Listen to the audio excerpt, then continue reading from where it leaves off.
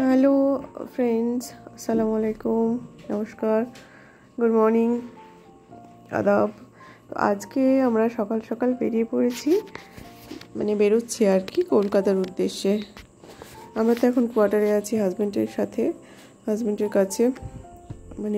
ও তো রেগুলার যাতায়াত করছিল, তো ভাবলাম যে আমাদের ছুটির টাইমটা ওর কাছে গিয়ে ওকে একটু রিল্যাক্স দিই।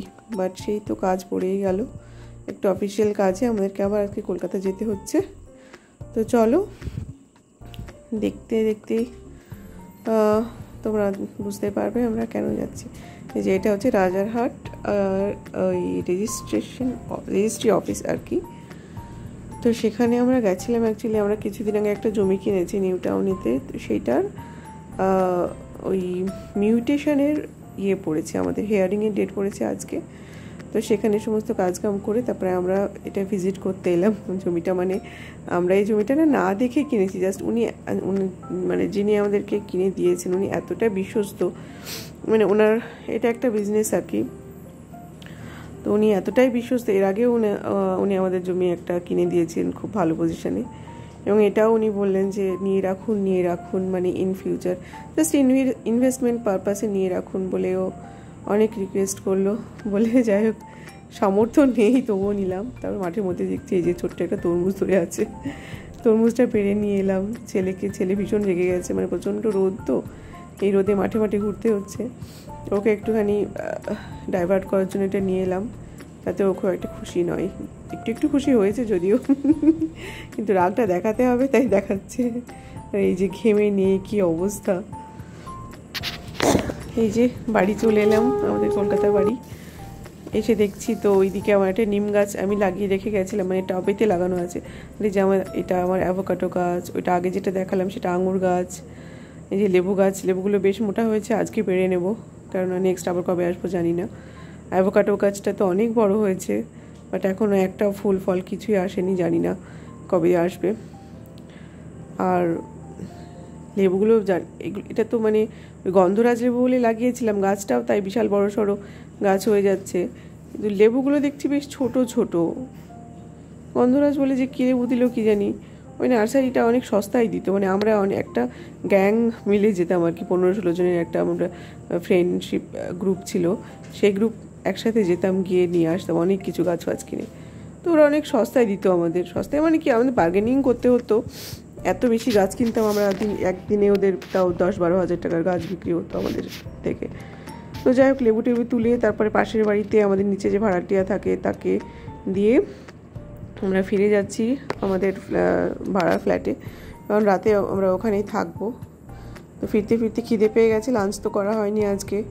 এই যে এখানে খুব সুন্দর একটা জিনিস দেখলাম, দেখো, কাবা শরীফ আর কালী ঠাকুর পাশাপাশি রেখেছে। ডিবাপি বিরিয়ানিতে ঢুকলাম সোদপুরে, যারা যারা চেনো তারা হাত তোলো। এত ভালো বিরিয়ানি করে যে কি বলবো। খেয়ে দিয়ে যে বেরিয়ে এসে আমি ফ্ল্যাটে পৌঁছেও গেছি। এই যে ছেলে সারাদিন এত টায়ার্ড এসেই এসি চালিয়ে শুয়ে গেছে ফোন নিয়ে। ওর শুধু ওই আরাম আরাম আর আরাম, একটু ফোন চাই, একটু এসিটা চাই। আর এসে দেখছি আমার এখানে কাছে একটা কলিগের বাড়ি আছে, আমার দুটো পার্সেল ও নিয়েছিল, এত ইম্পর্ট্যান্ট ছিল পার্সেল দুটো যে আমি এটা আর ক্যান্সেল করিনি।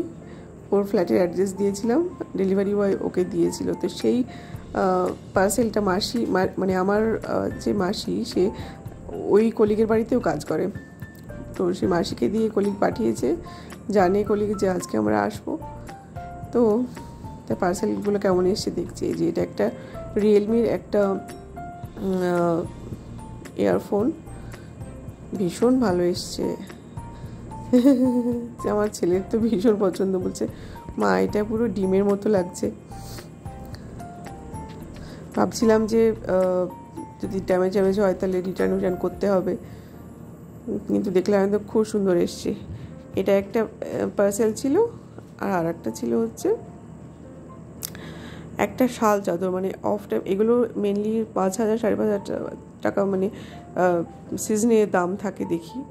এখন তো অফ সিজন চলছে, একটু ডিসকাউন্ট দিচ্ছে দেখলাম। তো এইটা আমি মোটামুটি 50% ডিসকাউন্টে পেয়েছি বলা যায়, 2,500 টাকাতে পেয়েছি। তো এটা নিলাম। তো বেশ ভালো এসেছে। ভাবছিলাম যে কেমন আসবে, আদৌ শাল আসবে কি না, কিন্তু বেশ ভালো। তারপর গুড মর্নিং। আজকে আমরা তো এবার হাজব্যান্ডের কোয়ার্টারে আবার ফিরে যাব। আর এই যে এই গাছ পাকা আমগুলো ওই যে ওই দাদাটা দিল কালকে, যে দাদাটা আমাদের জমি কিনে দিয়েছে, সেই দাদাটা, ওর নিজের গাছের আম। ও তো বিশাল প্রপার্টি ওখানে, ওর বিশাল বড় বড় বাগান রয়েছে। মানে আমরা যদি কলকাতায় থাকতাম তো আমাদেরকে আমই কিনতে হতো না, এমনই অবস্থা। তো যাই হোক, এই যে আমরা রেডিমেডি হয়ে সব আবার বেরিয়ে পড়লাম। গাছগুলোতে মাসি টাইমে এসে জল দিয়ে দেবে। অনেকটা পথ আমাদেরকে এখন চলতে হবে। এটা হচ্ছে কল্যাণীর ওখানে যে গঙ্গার উপরে যে ব্রিজটা হচ্ছে, পাশ দিয়ে বিশাল বড় একটা ব্রিজ হচ্ছে। আর এখানে বর্ধমানে আমাদের খুব খিদে পেয়ে গেছিলো, তো একটা এখানে হোটেল ছিল, লুচি পুরি খেতে নেমে গেলাম আর কি। একটু লুচি খেয়ে একটু সন্দেশ মাখা কিনে নিলাম, নিয়ে ব্যাস বেরিয়ে পড়লাম। এখনও প্রায় 2 ঘন্টা আমাদের যেতে হবে। আর এই যে বেবি তরমুজটা কেটে দেখছি ভেতরটা লাল হয়েছে কিনা। আজকে এইটুকুই, টাটা।